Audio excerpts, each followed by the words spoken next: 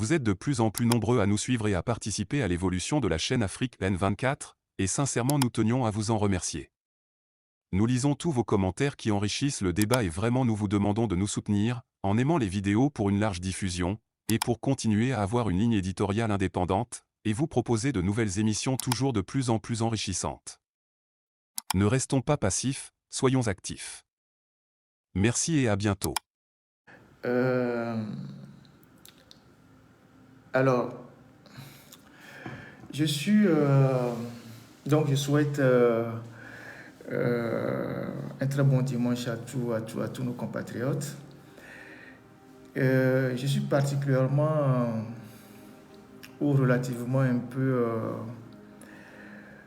peu enthousiaste aujourd'hui. Vous savez, il est généralement dit dans la Bible que quand dans la bataille entre les fidèles de Dieu, bonjour Christelle, j'espère que tu vas bien. Dans la bataille entre les fidèles de Dieu et les fidèles de Satan, à chaque fois que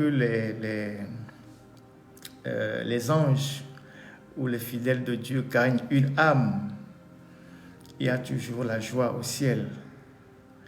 Et donc, moi, relativement aujourd'hui, je suis un peu enthousiaste pour deux événements majeurs. Deux événements qui nous renvoient à notre propre vie politique et qui nous donnent l'espoir que notre engagement, l'engagement que nous avons pour notre pays, l'engagement pour le changement, l'engagement pour la liberté, dans l'intégrité, dans la vérité, et non dans l'hypocrisie, c'est un engagement qui ira jusqu'au bout. Et je vous ai toujours dit que les événements vont évoluer. Sur le plan régional, sur le plan international. Les lignes vont bouger et donc le premier événement, c'est l'alternance qui vient d'arriver au Ghana, qui vient de se produire au Ghana avec la défaite du parti NPP et qui va isoler davantage le pouvoir de Lomé parce que justement les présidents changent dans la région et à Kotogo rien ne change. À un moment donné, tout le monde sera fatigué de voir la même personne. Et finalement, les lignes ne finiront pas à bouger. Donc, c'est une très, très bonne nouvelle. Ça n'aura pas un impact immédiat sur nous, mais c'est une très bonne nouvelle pour tous ceux qui sont en lutte pour la démocratie. Et ça va isoler davantage le pouvoir du Togo. Et ensuite, c'est la Syrie. C'est la Syrie, au-delà de tout ce que les gens peuvent raconter. La Syrie, parce que la Syrie, c'est un système qui a des similitudes avec le pouvoir togolais. C'est un système qui a des similitudes avec le pouvoir togolais. Et lorsque le père de Bachar el-Assad, Hafez el-Assad, a pris le pouvoir, bonjour Gaston, merci beaucoup, a pris le pouvoir dans les années 70, après un coup d'État qui a éliminé le président, il était ministre de la Défense. Il a régné d'une main de maître sur le pays. Et lui et sa famille ont fait 54 ans au pouvoir.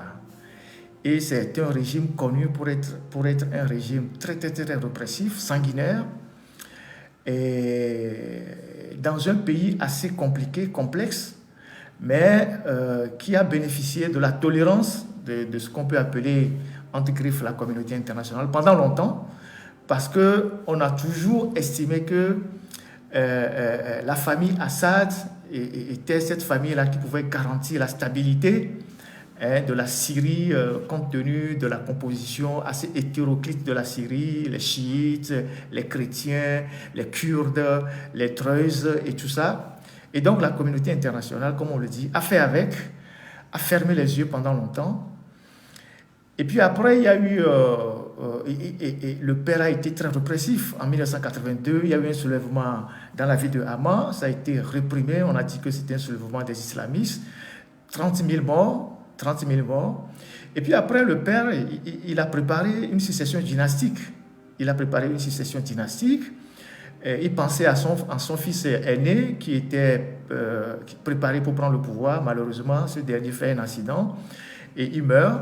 Et donc, lorsque le père meurt en 2000, on introduit Bachar el-Assad qui était en train de terminer ses études d'ophtalmologie et qui rapidement a été intronisé. Et on a dû réduire l'âge, on a dû modifier la constitution pour rabaisser l'âge pour que Bachar el-Assad puisse accéder au trône. Ça ne vous rappelle pas quelque chose? Ça doit vous rappeler ce qui s'est passé chez nous en 2005. Et ensuite, Bachar el-Assad, il est connu pour être quelqu'un d'assez timide, comme quelqu'un de chez nous. Assez timide. Et ensuite, une fois qu'il est arrivé au pouvoir, il a essayé, par rapport au régime de son père, de faire quelques petites ouvertures, comme d'ailleurs chez nous.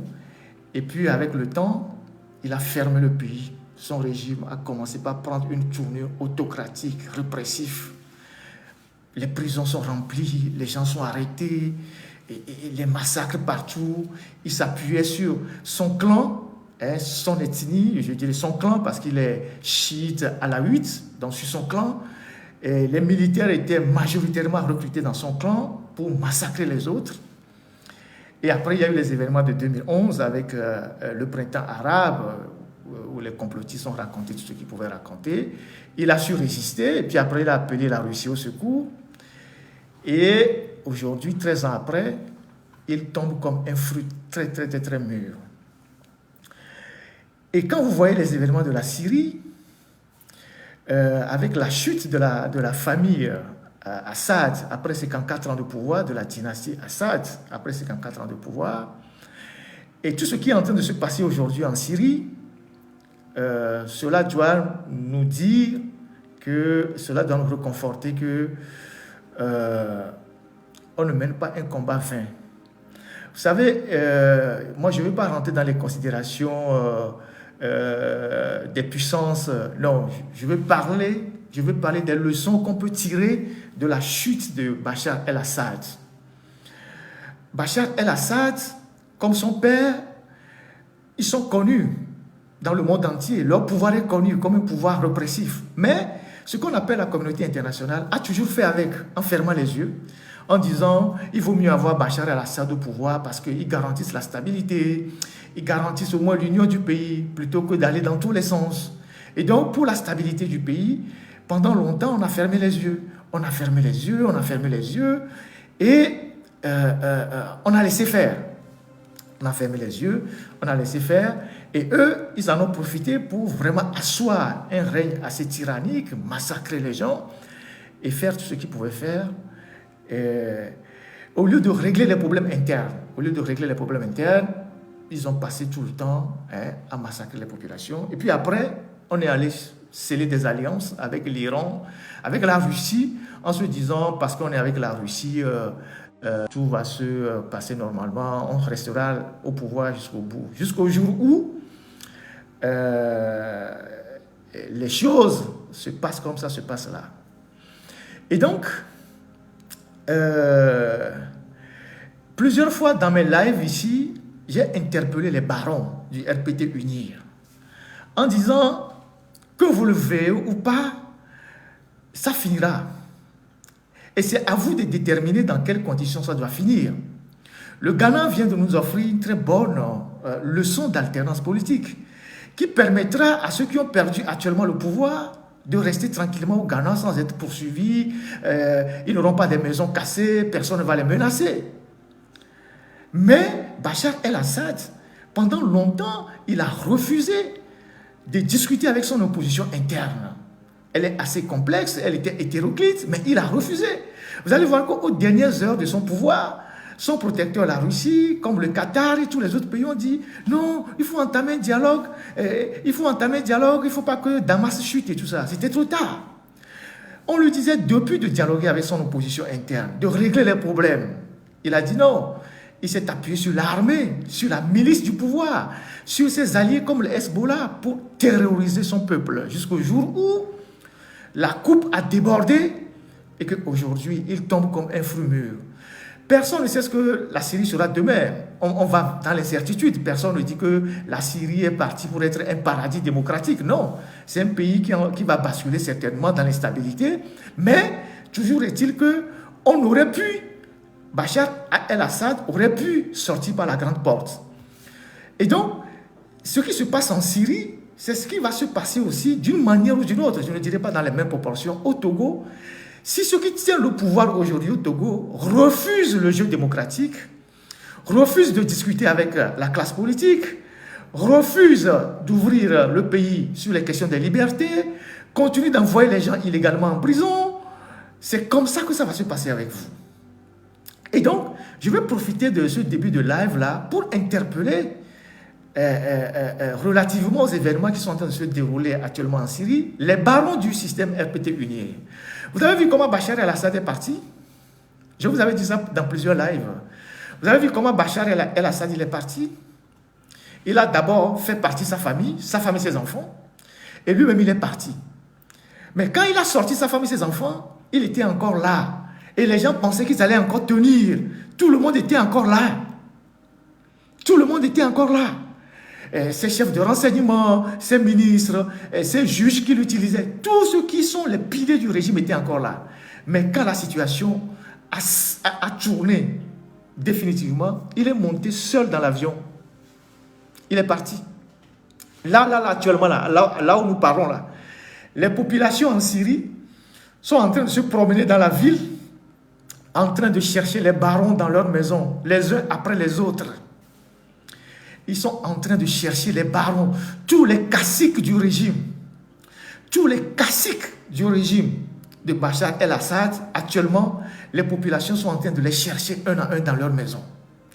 Donc, le message que je voudrais vous faire passer, si vous avez encore un minimum de jugeote, un minimum de clairvoyance, sachez que le jour où, quand vous refusez le jeu démocratique, quand vous êtes convaincu que vous avez les soldats, quand vous êtes convaincu que vous avez la force, quand vous êtes convaincu que, parce que Faure va en France, il salue Macron, vous êtes content, ou bien il signe un accord de défense avec Poutine, vous êtes content, sachez que tout ça, c'est éphémère. Le jour où les alliances vont changer, le jour où la géopolitique va évoluer et qu'on va décider de vous lâcher, Faure partira seul. Bachar el-Assad, lui, il n'est pas connu pour être un polygame, donc il est parti avec sa femme et ses enfants. Faure, lui, il a plein de maîtresses, il ne pourra même pas les prendre toutes. Il partira seul. Et ce jour-là, le peuple que vous voyez dans la rue, là, en Syrie, là, le peuple que vous voyez dans la rue, là, ce même peuple-là, vous le verrez un jour au Togo. Et les gens viendront vous chercher un à un dans vos maisons. Vous, officiers de gens, vous, chefs de renseignement, qui arrêtez les gens, qui torturez les gens, vous, procureur de la République, qui envoyez les gens en prison, notamment le fameux procureur Talaka Mawama, actuellement, je ne sais pas comment il s'appelle, qui envoie les gens en prison parce qu'il reçoit les ordres de Faure Gnassingbé. Vous, les juges d'instruction, qui envoyez les gens en prison injustement parce que vous recevez des ordres de la présidence. Vous, les ministres, qui réglez les comptes aux gens, qui torturez les gens, qui arrêtez les gens. Vous, les petits miliciens, qui pensez que vous avez un pouvoir qui ne va jamais finir. Vous avez vu comment Bachar el-Assad est parti. Il est parti seul. C'est comme ça que Faure partira. C'est comme ça que Faure partira. Il partira seul, même s'il arrive à s'en sortir. Il partira seul. Vous avez vu comment Mobutu est parti. Mobutu a décollé, on tirait sur l'avion. C'est un classique de l'histoire. C'est pas quelque chose de nouveau. Dans l'histoire, pour ceux qui ont étudié l'histoire, ou bien ceux qui lisent l'histoire, c'est comme ça que ça finit. C'est un classique de l'histoire. Si votre tour n'est pas arrivé, ne pensez pas que cela ne va pas arriver.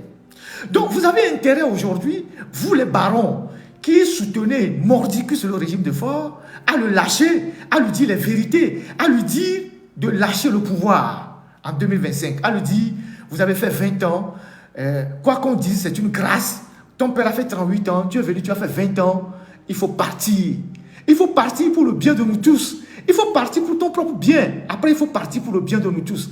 Parce que tout ce que vous êtes en train d'accumuler aujourd'hui, vous allez le perdre. Comme les barons en Syrie sont actuellement en train de perdre tout. Là. Il y a certains, ils ne peuvent même pas détaler comme Usain Bolt. Ils sont en train de se cacher dans les maisons comme des rats. Les populations sont en train d'aller les chercher. Les gens sont sortis de prison. Les gens ont fait 40 ans de prison. Certains ont fait 30 ans de prison. Ils sont sortis de prison. Ils sont arrivés en ville. Ils sont en train d'aller chercher les barons. Vous avez vu la maison de Bachar el-Assad? Vous avez vu le luxe? Vous avez vu toutes les voitures? Il a les Ferrari, les McLaren, les Rolls-Royce. Voilà les gens qui étaient dans le luxe inouï pendant que leur peuple souffrait. Vous avez vu? Dans sa maison. Donc, vous avez intérêt, vous les barons, qui suivez actuellement les événements en Syrie, vous avez intérêt, si vous avez encore le courage, de dire à votre champion Faure Gnassingbé qu'en 2025, il faut qu'il s'en aille. Au lieu de faire les gymnastiques constitutionnelles, il va quitter du poste de président pour devenir président du conseil d'État, je ne sais pas quoi, pour garder le pouvoir, parce qu'il compte sur l'armée, il compte sur les puissances qui le soutiennent. Mais Bachar el-Assad aussi comptait sur l'armée. L'armée de Bachar el-Assad, là, elle était tribaliste. Elle était fondamentalement clanique. C'est spécifiquement les Alaouites, les chiites, qui étaient son armée. Et Bachar el-Assad, il comptait sur plusieurs puissances, notamment l'Iran, la Russie et bien d'autres, avec le Hezbollah. Mais vous avez vu comment il est tombé. Vous avez vu comment il est tombé. Donc, ce n'est pas parce que Faure Gnassingbé va signer un accord militaire avec la Russie, ou bien il vient en France, on l'invite à Notre-Dame, que vous pensez qu'il va rester ad vitam aeternam. La région est en train d'évoluer. La sous-région est en train d'évoluer. Vous venez de voir l'alternance au Ghana. Vous venez de voir l'alternance au Ghana. La famille Assad a régné 54 ans. Ils sont arrivés en 1970, mais le papa était déjà ministre de la Défense dans le gouvernement précédent. Vous avez vu l'alternance au Ghana? Vous avez vu l'alternance au Ghana? Dans 2 ans, il y aura d'autres alternances dans la région. Donc, on ne peut pas continuer par rester avec Faure Gnassingbé. Et à un moment donné, les gens, ceux qui le soutiennent ou bien ceux qui ferment les yeux sur son règne éternel, finiront par lui dire, monsieur, prenez la porte. Parce qu'en plus, il ne veut même pas ouvrir son pays au jeu démocratique. Il a fermé le pays. Les partis politiques ne peuvent pas faire leurs activités. Les opposants sont arrêtés. La société civile est embastillée. Les journalistes sont en prison. On utilise toutes les méthodes de répression. Et dans ces genres de situations, il arrivera un moment où, le jour où l'heure va sonner, mais tous les piliers du régime vont s'effondrer comme des châteaux de cartes. Et vous serez même étonnés. Donc vous les barons qui soutenez fort dans ces dérives, que vous soyez juge, que vous soyez militaire, officier de renseignement, agent de renseignement, ministre, chef de village, chef canton, je ne sais quoi, préfet, vous qui martyrisez les Togolais, un jour viendra comme ce qui vient de se passer en Syrie. Notez-le, ce n'est pas une prophétie, c'est factuel. C'est la marche normale de l'histoire. C'est la marche normale des peuples. Et l'histoire, ce n'est pas un pasteur qui est sur une paroisse et en train de prêcher, non. C'est des faits historiques. C'est une règle de l'histoire. C'est une règle de l'histoire. Et donc, ça finira par arriver au Togo. Donc, vous avez intérêt, dès maintenant là, à vous inspirer de ce qui se passe au Ghana, à arrêter toute votre comédie de modification constitutionnelle, d'installation d'une république, je ne sais pas quoi, de 5e république, tout ça, et en 2025, d'organiser des élections. Si vous gagnez, vous restez. Si vous perdez, vous passez le pouvoir, et vous aurez la chance de rester encore dans votre pays, rester en vie, de préserver le peu d'argent que vous avez volé. Là, Bachar el-Assad, il est parti en exil. C'est là maintenant qu'il va connaître, l'isolement de l'exil. Plus personne ne va l'appeler au téléphone, plus personne ne va le contacter. Il va aller vivre en Russie, dans le froid là-bas avec sa famille. Ses mouvements dans le monde seront très réduits parce qu'il est recherché, il a tué les gens, il a massacré les gens. Donc, vous avez intérêt aujourd'hui à tirer les leçons de tout ce qui est en train de se passer là, dans ces pays-là, et à convaincre votre champion de quitter le pouvoir pendant qu'il est temps, à moins que vous soyez suffisamment des idiots et que vous décidez de mourir ensemble. C'est-à-dire que vous voulez aller à un suicide avec lui. C'est-à-dire, vous décidez de couler ensemble. Il est votre capitaine dans le bateau, il conduit très mal, il manœuvre mal, vous voyez, mais vous ne voulez rien lui dire, vous décidez de l'accompagner, donc vous décidez de couler comme le Titanic ensemble. C'est ça. Donc, moi, je vous envoie ce message-là. Vous tous qui participez à martyriser les Togolais, à enfoncer les Togolais dans la misère, à tuer les gens, à envoyer les gens en prison, comme les procureurs, les juges, les magistrats. Les gens vous regardent. Les gens vous voient. Les gens iront vous chercher au moment venu. Au moment venu, celui qui vous donne les ordres et que vous exécutez aujourd'hui, il prendra son hélicoptère seul, avec peut-être une de ses femmes, comme Bachar el-Assad, et puis il va disparaître au ciel. Il va disparaître. Il prendra son hélicoptère seul. Encore s'il arrive à prendre son hélicoptère, où il va décoller seul. Vous avez vu comment les gens ont attaqué l'aéroport. Les gens ont pris le contrôle de tous les points stratégiques. Quand un peuple est à bout, c'est comme ça que ça va arriver. C'est comme ça que ça arrive. Quel que soit le temps que ça va prendre. Quel que soit le temps que ça va prendre. J'ai dit plusieurs fois dans mes émissions que le temps, comme le disent les Grecs ou les Romains, c'est le tombeau des rois et des princes. Ce que vous voyez aujourd'hui comme acquis, qui vous permet de garder le pouvoir, qui vous permet de parler avec arrogance aux Togolais, qui vous permet de menacer les gens, qui vous permet de refuser de faire les réformes, qui vous permet de refuser de faire des élections démocratiques, vous ne l'aurez pas demain. Et demain, ce serait trop tard pour vous. Donc, tirez les leçons de ce qui se passe en Syrie. Tirez les leçons de ce qui se passe en Syrie. Et prenez exemple de ce qui vient de se passer au Ghana. Et revenez à la raison pendant qu'il est encore temps. Sinon, les Togolais que vous voyez là, ils ont beau être un peuple pacifique. Mais le jour où ils décideront de prendre leurs responsabilités, toutes les maisons que vous êtes en train de construire, tous vos biens, les gens viendront vous visiter un à un. Et lancer aussi un appel à la classe politique, à ceux qui aspirent demain à gouverner notre pays. Nous devons avoir à l'idée, à tout moment, que les longs règnes, lorsque la sortie n'est pas bien négociée, finissent par le chaos. Les longs règnes finissent toujours par le chaos. On a vu en Haïti avec les Duvalier, on a vu au Zaïre avec Mobutu, on a vu, je ne sais où, dans d'autres pays, où la sortie n'a pas été bien négociée et les pays ont basculé. Et donc, la classe politique, ceux qui aspirent à gouverner le Togo demain, doivent travailler l'alternative. Je ne veux pas faire la promotion de mon journal, le nom de mon journal, mais doivent travailler l'alternative. Qu'est-ce que le Togo va devenir? Parce que quand on sort d'un long règne, toutes les injustices reviennent à la surface. Nous sommes d'accord, nous tous qui sommes ici en ligne, pour dire que notre pays est très fragile. Nous avons un pays très fragile. On a des problèmes communautaires au Togo, on a des problèmes fonciers au Togo, on a des injustices au Togo, on a des problèmes de chefferie au Togo. Et si on ne fait pas attention, si on ne gère pas bien l'après Gnassingbé, tous ces problèmes vont revenir à la surface. Tous ces problèmes vont rebondir. Parce que pendant longtemps, le régime actuel a instrumentalisé tous ces secteurs de la société pour garder le pouvoir. Et donc, tout ça va revenir à la surface. Tout ça va revenir à la surface. Tous les pays que vous voyez aujourd'hui en souffrance là, quand vous maîtrisez l'histoire, vous allez comprendre que c'est des pays qui sont en transition. Ça peut prendre le temps que ça va prendre. Parce qu'ils ont connu de longs règnes au pouvoir. Ils sont en transition. C'est des pays qui sont en transition. La transition peut être violente, ça peut être la guerre, mais ils sont en transition parce que pendant longtemps, ils ont connu de longs règnes. Et ces longs règnes-là ont créé une unité factice. Une paix qui n'était pas réellement la paix réelle. Donc aujourd'hui, comme vous allez le voir en Syrie, ça va aller dans tous les sens. Parce que tous ceux qui se sont mis ensemble pour chasser Bachar el-Assad, ce ne sont pas des gens qui s'aiment. C'est des communautés différentes.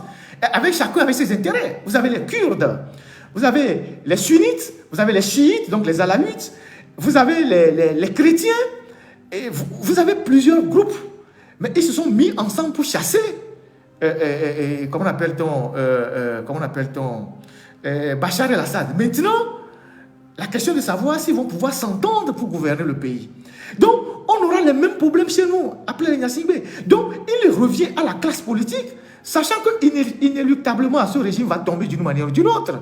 Il revient à la classe politique de construire une certaine alternative, de construire une alternative crédible demain pour que, après 60 ans de dictature, le Togo ne bascule pas dans l'instabilité. C'est pour ça que je suis d'accord avec tous ceux qui disent qu'il faudra demain une transition pour remettre les bases de notre pays. Et cette transition-là, elle doit être une période très maîtrisée. Donc, ceux qui sont dans leur petit coin, qui sont des soi-disant opposants, qui balancent les slogans à gauche et à droite, qui ne disent rien de potable, qui pensent que demain, dès que les Gnassingbé ne seront pas là, ce sera leur tour de prendre le pouvoir. Mais il faut revoir vos ambitions à la baisse, parce qu'il y a tout un pays qu'il faut reconstruire demain, sur les bases de la nation. La nation qui signifie, il faut que tous les Togolais se retrouvent dans le même creuset. Donc, voilà la problématique que nous renvoie ce qui se passe aujourd'hui en Syrie. Et je profite pour dire aux gens qui sont naïfs, qui ne comprennent pas comment les relations internationales sont guidées, comment ça se joue. Dans les relations internationales, il n'y a pas de sentiment. C'est pas de l'angélisme. Dans les relations internationales, il y a juste 3 critères. Il y a 3 critères qui prédominent les relations internationales. 3 critères fondamentaux. Et les 3 critères reviennent à la même chose. La force, la force, la force. Le rapport de force, le rapport de force, le rapport de force. C'est les 3 critères qui déterminent les relations internationales. Ce n'est pas les sentiments. Il n'y a pas de sentiments, ce n'est pas de l'angélisme. Ce n'est pas de l'angélisme. Et ça, c'est la théorie de Morgenthau qui a développé ça pendant longtemps, que les relations internationales sont motivées fondamentalement par les rapports de force. Et c'est ce que De Gaulle dit en disant les nations n'ont pas d'amis, ils n'ont que des intérêts. Et donc, demain, lorsque le moment viendra aux gens de dire, bon, le régime de Lomé, on en a marre de regarder ce monsieur qui est dans toutes les conférences alors que les chefs d'État viennent et partent, maintenant il faut fermer sa page. Il faut qu'il y ait des hommes politiques capables de comprendre que nous devons travailler à mettre le pays sur les rails plutôt que de rentrer dans des querelles politiciennes. Donc, voilà ce que je voulais partager avec vous. Ce n'est pas parce que Faure Gnassingbé est parti signer un accord depuis 4 ans, un accord de défense avec Vladimir Poutine, que Poutine va venir le sauver, ou bien qu'il ait signé un accord avec la France, que la France viendra le sauver. Tant que Faure Gnassingbé ne fait pas la volonté du peuple togolais, tant que Faure Gnassingbé n'accepte pas le jeu démocratique au Togo, tant que Faure Gnassingbé ne va pas ouvrir le Togo au jeu démocratique, tant que Faure Gnassingbé ne va pas ouvrir le Togo aux libertés, tant que les Togolais vont continuer à souffrir, il ne sera en sécurité nulle part. Il peut aller même signer un accord de sécurité avec le bon Dieu. Il peut aller signer un accord de sécurité avec Kim Jong-un. Le jour où ça va chauffer, il va détaler. Tout comme Bachar el-Assad l'a détalé.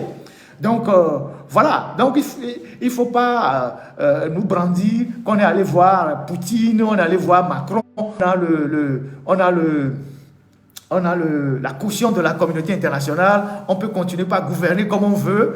Ça n'a aucun sens. Vous avez vu les limites de la présence du parapluie russe autour de Bachar el-Assad. Les Russes sont sortis pour préserver le reste de leur matériel. Ils ont dit à Bachar el-Assad, bon, on t'a défendu pendant 8 ans, maintenant débrouille-toi, le reste on n'a rien à cirer. L'Iran aussi, qui a été sérieusement affaibli par Israël, a dit, bon, je ne vais pas me mêler, débrouille-toi. Et puis bon, voilà. Et qu'est-ce que Erdogan a dit? Erdogan a dit, mais ce gars, on lui parle depuis des années. Mais il ne veut pas comprendre, il n'a pas voulu nous écouter. Il dit, ouais, qu'il a les protecteurs, il ne veut pas nous écouter. Alors que Erdogan avait 4 millions de réfugiés syriens sur son territoire qui lui créaient des problèmes. Erdogan dit, mais il faut qu'on règle le problème, discute avec tes opposants à l'intérieur, trouver une solution. Il a dit non, parce qu'il avait une armée. Mais à quelques jours de la chute de Damas, qu'est-ce que Erdogan a dit? Erdogan a dit, direction Damas, que c'est fini, c'est fini. Et donc, voilà les réalités qui vont nous rattraper au Togo. Surtout que la sous-région, donc la région ouest africaine est en train d'évoluer. Hein? Le Ghana, je viens de le dire, c'est un exemple. Et donc, ça met la pression sur le Togo. En Côte d'Ivoire, on verra en 2025, certainement que Ouattara, soit, il va finir par lâcher parce qu'il y a aussi l'âge. Talon a dit pas, on verra bien s'il maîtrise ses intentions. Et donc, la région est en train d'évoluer. Les gens viennent, ils partent. Il y a qu'au Togo, quelqu'un, il est là. Regardez le Sénégal, dans les mains des jeunes de 40 ans qui ont pris le pouvoir, président, premier ministre, président de l'Assemblée nationale. Hein? Et nous, on est là avec une seule famille qui est là depuis 60 ans et qui refuse de faire des concessions de parti.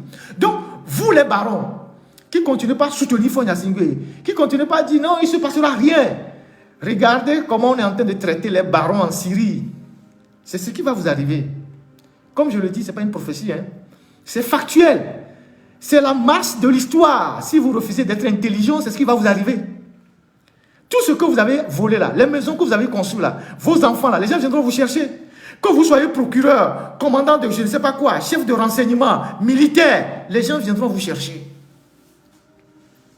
Donc voilà ce que je voulais dire par rapport à ce qui s'est passé pour passer un message à ceux qui continuent de croire que Faure il est inoxydable, il est là, rien ne se passera. Vous vous trompez. Vous vous trompez. Vous serez surpris par les événements. Et c'est peut-être bientôt. Vous allez voir. Vous n'avez aucune idée de l'exaspération du peuple togolais. Vous n'avez aucune idée du niveau de colère que les Togolais ont aujourd'hui. Vous n'avez aucune idée. Vous êtes dans une bulle. Vous êtes dans une bulle et vous croyez que vous tenez les câbles. Vous allez voir ce qui va se passer. Continuez pas à jouer avec le feu. Au lieu de convaincre votre gars que... voilà quoi. Donc, oui, la répétition, c'est de la pédagogie, monsieur Lawson. Il faut bien que je répète ça pour que ça leur rentre dans les oreilles. La répétition, c'est la pédagogie. C'est ça. Donc, voilà. Donc, il faut répéter ça pour que ça rentre bien dans leurs oreilles, pour qu'ils comprennent que ils ne seront pas épargnés le jour où le peuple va décider de prendre ses responsabilités. Donc, c'est aujourd'hui que vous avez la chance de déterminer votre porte de sortie. C'est aujourd'hui que vous avez la chance de trouver vos moyens de sortie pour pouvoir espérer vivre au Togo tranquillement. Nana Akufo-Addo vient de perdre le pouvoir, son parti vient de perdre le pouvoir, il va vivre au Ghana, il n'ira pas en exil. Parce qu'il joue le jeu démocratique, parce qu'il a accepté de jouer le jeu. Mais vous avez choisi de faire un bras de fer avec le peuple. À la fin, vous risquez de perdre.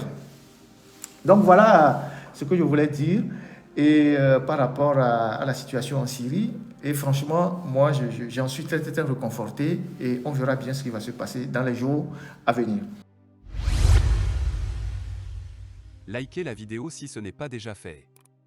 Laissez aussi votre point de vue en commentaire. Abonnez-vous et cliquez aussi sur la petite cloche de notification pour ne rien rater de nos prochaines vidéos. N'oubliez pas de partager aussi la vidéo et de la liker.